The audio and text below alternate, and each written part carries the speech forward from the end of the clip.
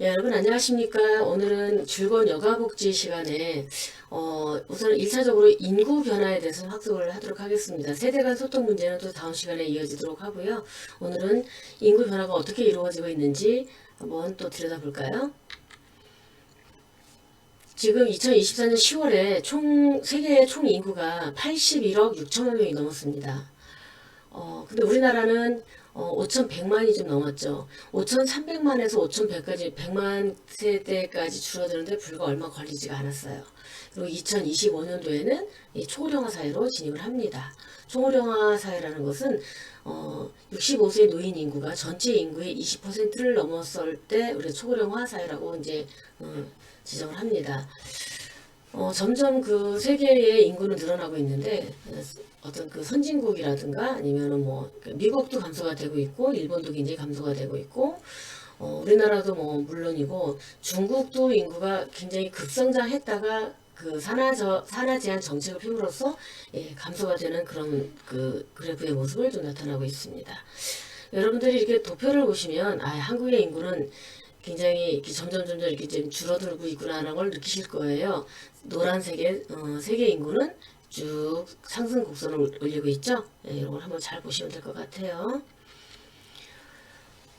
그리고 그 65세 이상 구성비가 나타나고 있는데, 2019년도에 이제 그 통계청에서 그 2019 세계와 한국의 인구 현황 및 그 전망이라는 그 자료를 발표를 해서 제가 그 자료를 발췌를 해서 여러분들에게 보여드리고 있는데, 여기 인구 구조의 그래프를 보시면 한국은 어때요? 2067년도에는 보라색의 노인이에요.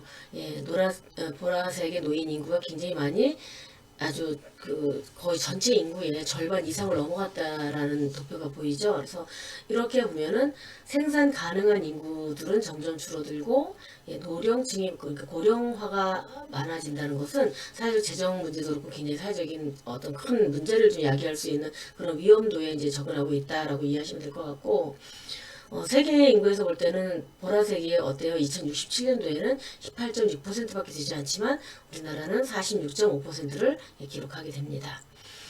세계 인구가 50년 뒤에는 103억이 된다는데 우리 그러니까 대한민국은 남북한이 합쳐도 6,100만 명을 바라보고 있습니다. 이 그래프를 보시면은 한국의 형태가 어떤지를 여러분들이 보실 수 있을 거예요. 그 2067년도에 그 한국의 그래프를 보면 어때요? 그러니까 항아리를 거꾸로 엎어놓은 것 같이 위에가 이제 이렇게 많이 이렇게 넓어져 있잖아요. 이것은 고령 인구가 그만큼 많다라는 뜻입니다. 세계 인구의 전체를 봤을 때는 굉장히 안정적으로 이렇게 쭉 올라가서 피라미드형으로 올라가고 있어서 밑에는 젊은 그뭐 청소년, 그다음에 뭐 유아라든가 그리고 그 청장년층들이 많고 노년이 작게 나타나고 있는데 유독 대한민국은 굉장히 고령화가 굉장히 심각하다는 것을 보실 수가 있습니다. 이것은 이제 인도의 인구가 중국을 앞섰죠. 중국을 앞섰는데 인도하고 중국하고 그래프를 보면 그냥 인구수만 가지고 평가를 하면 안 되고요. 인도는 굉장히 안정적인 인구 구조를 갖고 있고 중국은 굉장히 좀 불안정한 인구 구조를 갖고 있습니다. 그래서 여기도 지금은 고령자들이 그렇게 많지 않은 걸로 나타나고 있지만 중위 연령층들, 중간 연령층들이 고령화가 됐을 때는 굉장히 심각한 고령 문제로 좀 사회적인 문제가 될 것이다라고 예측을 하고 있습니다. 그렇다면 우리 그 고령화 문제의 원인과 그다음에 문제는 어떤 게 있는가를 보시면 우선은 예전에는 회갑이라 그러면 굉장히 할아버지 할머니였었어요. 뭐 저도 좀 회갑 지난 지가 한참 됐지만 예전의 회갑은 정말 노인이라는 표현이 나올 정도로 굉장히 노쇠했었지만 신체적 노화, 정서적 노화가 있었어요. 하지만 지금 사회에서는 70대에도 굉장히 젊게 특히 뭐 저는 가수 윤신혜 선생님 같은 경우는 70대임에도 불구하고 자기 관리를 너무 잘하셨고 건강이라든가 어떤 체격 그리고 그 모습 자체가 성공된 노화의 모습을 보이고 있죠.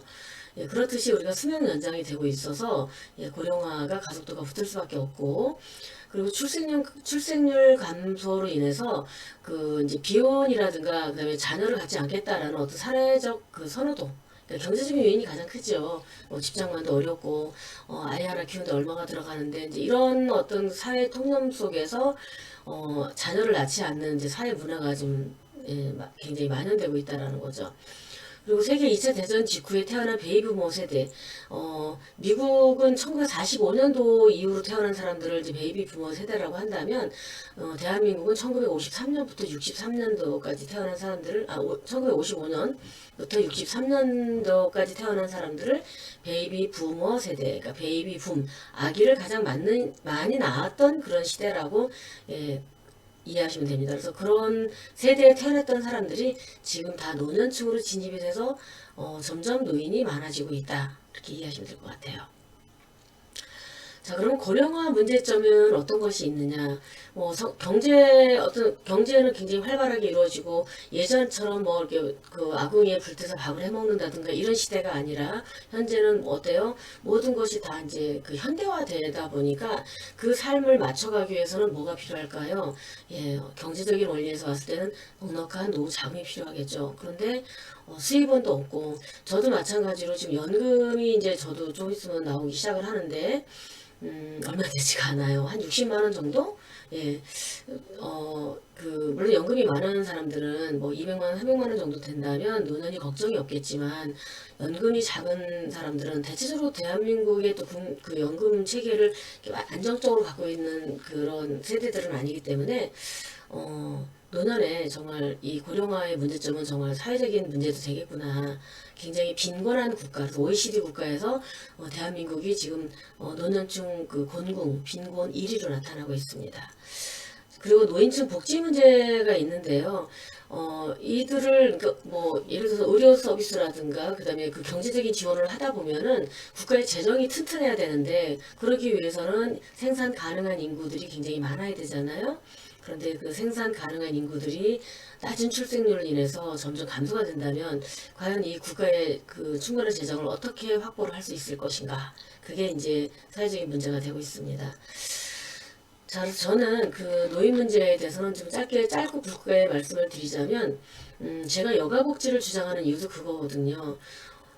항상 그 남의 탓을 하고 어떤 사회적인 문제를 가지고 다 세상 탓을 하기보다는 어떻게 하면은 행복하게 살 수 있을까 가치관을 좀 스스로 만들어갈 수 있는 그런 어떤 자기개발적인 그 평생교육 차원에서 교육이 굉장히 중요하고요. 여가복지를 통해서 건강한 복지를 누릴 수 있고 건강한 복지에 참여할 수 있는 그런 노년층들이 늘어났으면 좋겠고 또 어떤 일자리 창출에도 함께 할 수 있는 그런 사회적인 구성원의 그런 프로그램도 자꾸 개발이 돼야 된다고 봅니다. 기본적으로 그냥 그 유지되어 왔던 어떤 그 행정적인 정책적인 그런 사회복지 측면보다는 조금 더 발전되고 또 이렇게 창의적인 것들이 예, 열린 행정이 좀 더 이렇게 열려서 국가적으로 봤을 때 고령화 초고령화 사회에서 어떤 우리가 좀 더 이렇게 극대화시킬 수 있을까? 긍정적인 측면으로. 예, 부정적인 측면을 바라보자면 그냥 노인들은 다 빨리 사망을 해야지 되는 거라는 어떤 원인 분석이 나온 것도 제가 봤어요. 그래서 베이비 부모 세대가 다 사망을 해야만 어떤 그 인구가 어느 정도 좀 구성이 갖춰지고 경제적으로 좀 이렇게 그 재정이 그 크게 이렇게 이제 지출되는 것이 사실은 고령 문제에서 가장 많이 지출되고 있잖아요. 그래서 그런 것들이 그러니까 그 지출이 낮아지면 예, 나머지 세대들이 좀 편안할 수 있다라는 어떤 그 칼럼 같은 거를 제가 본 기억이 있는데 그렇다고 살아있는 사람들을 다 무조건 죽어라 할 수는 없는 거잖아요. 그거는 정말 큰일 날 일이죠. 그래서 그 사망이라는 것은 뭐 예, 하늘에서 이제 또 이렇게 부르심을 받고 가야 되는 거기 때문에 그래서 여러분들은 인구 대비해서 우리가 저는 그렇게 생각을 해요. 저희 자녀들도 지금 뭐 40대도 있고 30대도 있고 30대도 있네요.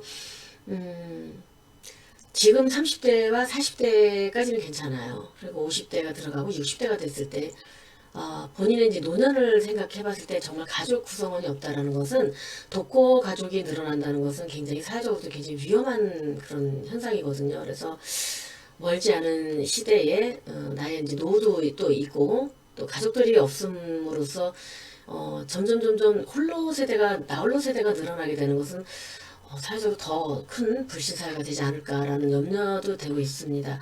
요즘 굉장히 큰 사회적인 불신 세대도 하고 있잖아요. 그래서 좀 더 긍정적인 그런 생각을 할 수 있는 그런 사회 문화를 만들어 갔으면 좋겠습니다. 제가 이번 시간을 이것으로 마치고요. 예, 또 다음 시간에 또 기회가 된다면 또 좋은 걸로 예, 강의를 통해서 알려드리도록 하겠습니다. 감사합니다.